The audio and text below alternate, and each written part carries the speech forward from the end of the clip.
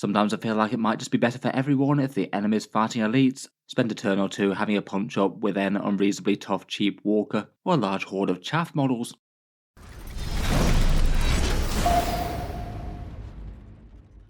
Hello and welcome back to Auspex Tactics, where today we're talking more general 40k strategy. And in this video I thought we'd take a focused look at the Nuisance Charge, the joy of throwing units into close combat that really don't have all that much business being there. While it might not always be the best news for them individually, their sacrifice might well help out the rest of the army and just thoroughly annoy and tie up the enemy's units, which have got far better things to be doing than having a slap fight against something that's going to take several turns to kill. In this video I thought it could be really interesting just to focus in on that tactic, something I think can be enormously powerful and certainly game changing in certain situations, but maybe isn't the most obvious and intuitive thing for newer players out there. I feel like it's understandable to have an aversion to letting the enemy units get to work on your squads that aren't going to damage them in your own turn, but provided you have something tough and annoying enough, then from taking from the other side of the table, such a tactic can be really quite annoying and disruptive. I feel like there's two ways that you can look at nuisance charges in Warhammer 40k. You can plan around doing it as part of your overall turn strategy, decide that your unit is going to move quickly forward towards an enemy squad that doesn't want to be in close combat, get any other value that you can out of it, such as shooting that same target or some completely different things, and then piling on into combat with it as you think that you're probably unlikely to destroy that enemy unit in the shooting phase. Can be quite nice just for an overall turn strategy. Use your shooting and damage dealers to destroy everything that you can. Realistically, you're not going to wipe out the entire enemy army, so if there's certain units that you can just plan around tying up and disrupting for a turn or two, you might be able to destroy a good chunk of the enemy army and tie up another good chunk, so not very much of it is going to be fighting effectively. Even with all the best laid plans though, I feel like you often just get a bit of random variance depending on dice. It is worth taking a fresh look at the start of the charge phase and just look at every single unit of yours that could potentially charge and decide whether or not it would be more annoying for your opponent if they wound up in close combat this turn. Would you just be throwing one of your units to its death for absolutely no gain? Or are you getting in the way of an enemy melee unit getting to the target it actually wants to get to, or shooting units from firing optimally against something that's actually important to you? Even if a charge is a super long one and kind of unlikely to come off, you could still have a go, maybe seeing it as a nice to have if it was worth it. In general, you can gain all sorts of value from locking up the enemy in close combat. Perhaps the single most obvious one is enemy units that won't be able to shoot if they're tied up there. Say if you had enemy infantry or mounted units that have big scary guns that were about to shoot your own force down, tying them up with a unit of chaff could be really disruptive and just save yourself from a lot of damage in the next turn if you can't destroy them with your own firepower and things. Say for example, if you were playing Chaos and these Eradicators had just destroyed one of your other tanks and you didn't have enough resources to destroy them this turn, it might make sense just to tie them up with a bunch of Cultist chaff. The Cultists certainly aren't going to be able to kill the Eradicators, but it does mean that the Eradicators won't be able to just then go on to shoot at this Forge Fiend next turn, not unless they're playing a detachment or have some other option to allow them to fall back and shoot.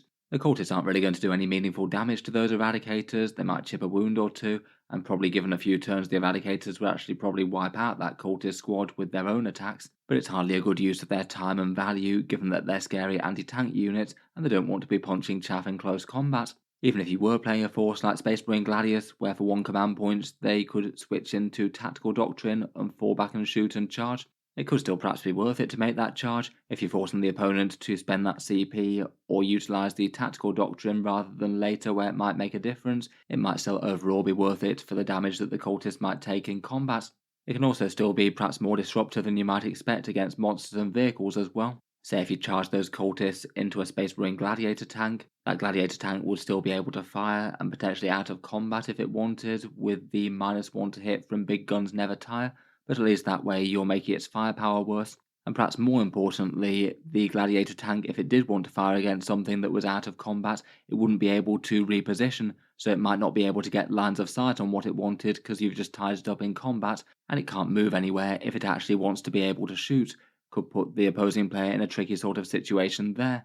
On top of that, if it does decide not to fall back to utilise its guns, it might not be able to do enough to clear the cultist unit that it's in combat with, and unless the enemy has some sort of countercharge threats that they can charge in and clear them in melee themselves, the rest of the enemy gun line wouldn't actually be able to shoot at your nuisance unit that's just charged that tank. it does mean there's actually really quite a lot of reasons that it might still be the best choice for the enemy player to fall back that vehicle anyway, even if it completely wastes its firepower and if it was a big scary gun tank. Between all that, just in general, it can be pretty helpful just to throw your chaff units or less valuable units into enemy shooting things, or even throw your own damage dealers into there if it locks up something that's kind of equal or more threatening on the damage front out of the enemy army.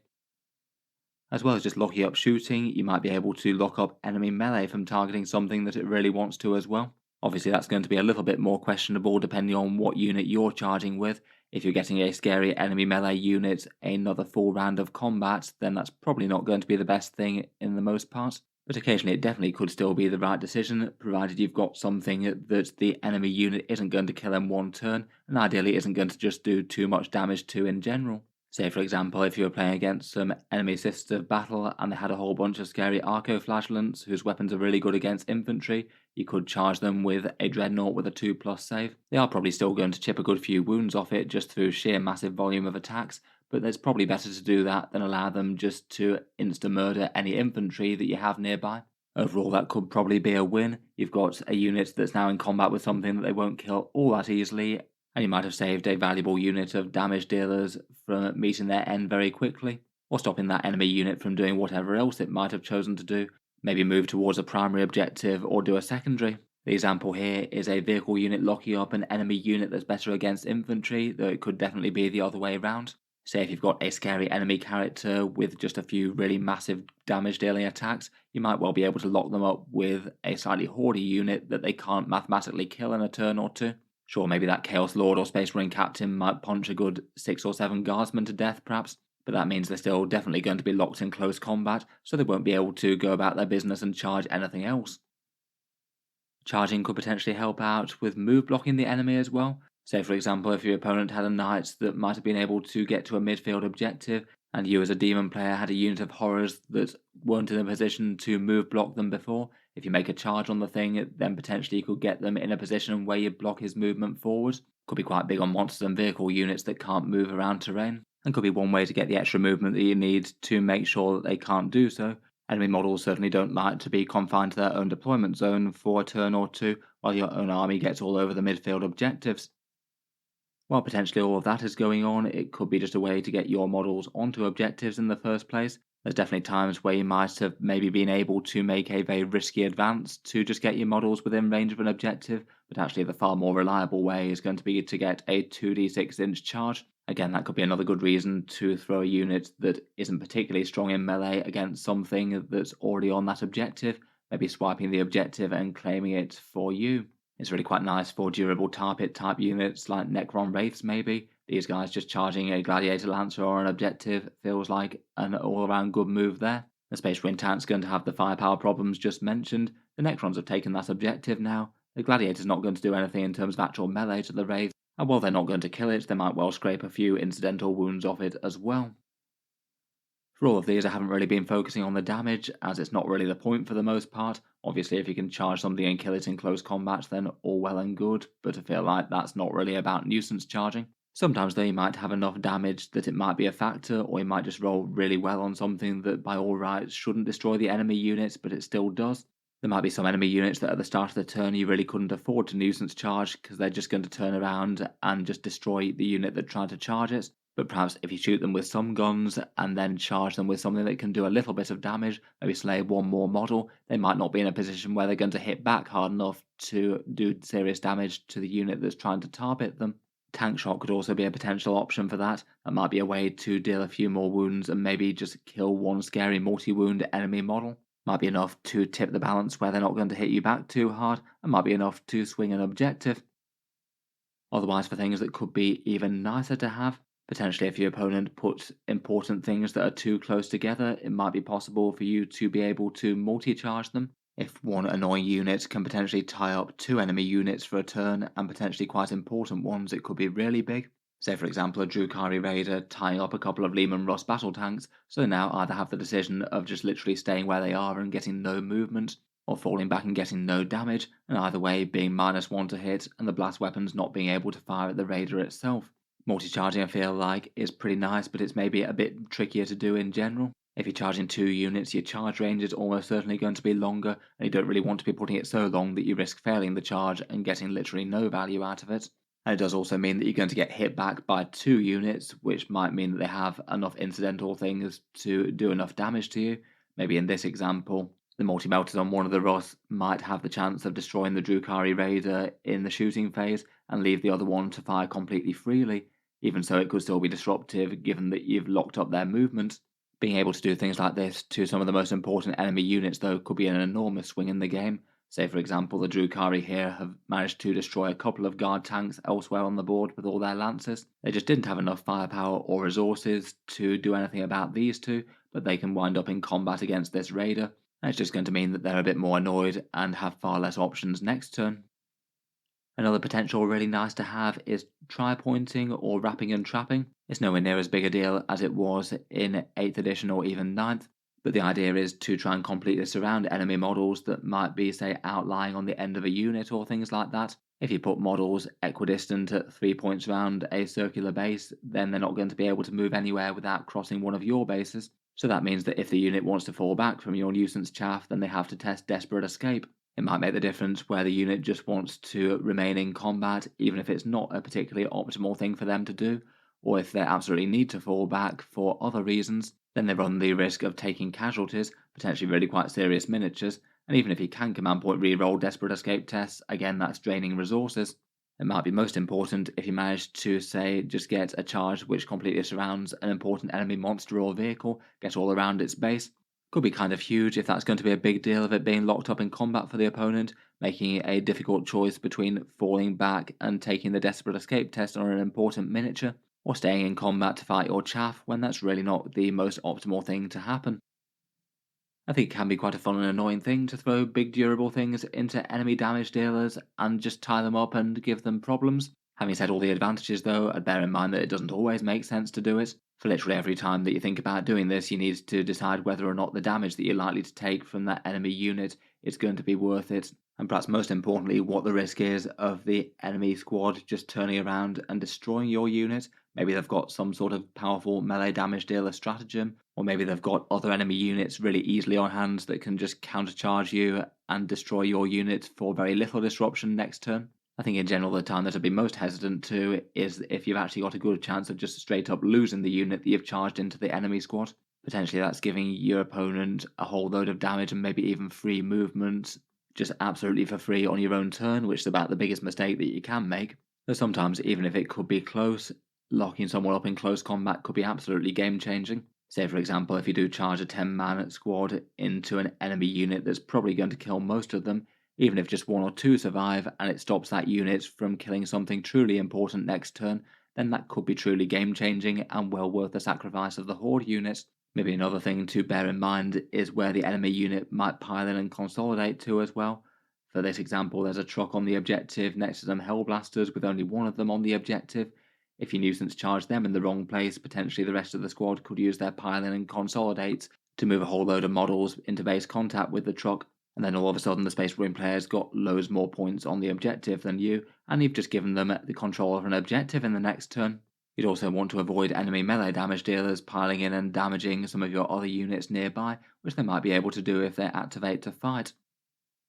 Finally, focusing on the units that might actually be doing all this tying up, I think most things could do in the right circumstances. Basically anything that the opponent isn't just going to immediately kill in return is at least worth considering, even if it's something kind of important for your own army. Anything that's just all round tough could do the job, or even just tough enough to survive whatever lackluster melee damage the opponent has.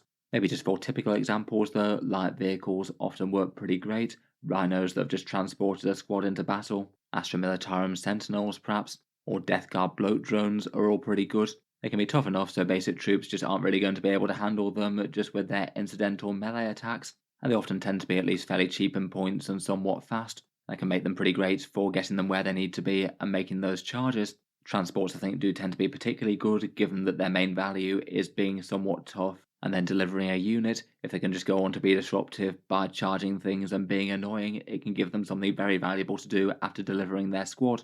Any vehicles can potentially threaten tank shock as well, which if you're skirmishing with remnants of enemy units that took damage from elsewhere, it could actually be pretty meaningful. It doesn't mean it can't be an okay idea for bigger tanks and monsters as well. Perhaps the extra movement that they could gain could be pretty good, even if they're more ranged beasts compared with melee beasts.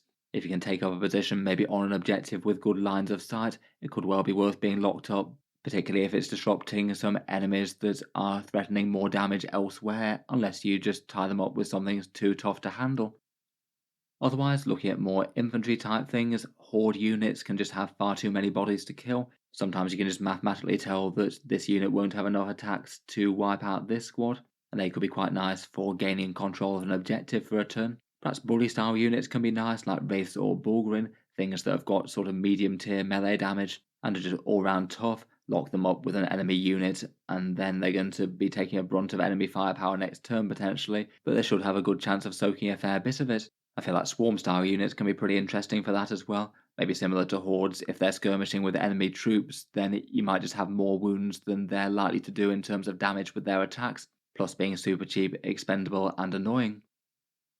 Sometimes, depending on the exact game, it might actually be an alright idea to do it with your dangerous damage dealers that are almost certainly going to die next turn. Say, for example, if you've got some Tempestus Scions that just drop down, destroyed one target with special weapons, it might genuinely be worth trying to nuisance charge something else, provided the opponent's just got loads of other units that are lined up to be able to deal with them super easily and without much effort, as opposed to them having more value if they just sit there and be an annoying threat for the opponent to have to take down. They might be able to do a tiny bit of melee damage between their mass attacks and a power fist, and if they could annoy one enemy damage dealer before they just get lined up to be destroyed anyway, then that might be extra value.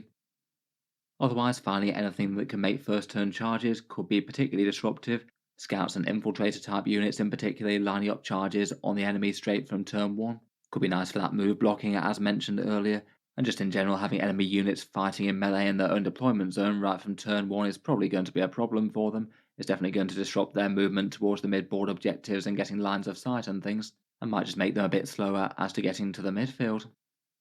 In any case, I hope you've enjoyed a few thoughts for annoying and disrupting the enemy and tying up enemy units that really don't want to be. Let me know your thoughts down in the comments below, and any particularly memorable times when you've either used this yourself to good effect or had it done against you in a particularly painful way for your own damage dealers. Look forward to hearing your thoughts all down in the comments below. Feel free to subscribe to Auspex Tactics if you'd like to see more like this. I do tend to post new 40k videos just about every day. Finally, if you have been enjoying all the videos on the channel, I would just like to mention that Auspex Tactics does have a Patreon page as well. You can find that linked in the video description if you'd like to help support and keep these coming. Channel patrons do get a fair few advantages, seeing certain videos early, regular votes to see what sort of things come next on the channel, and automatic entry into the regular prize giveaways with a chance to win some big model kits each month.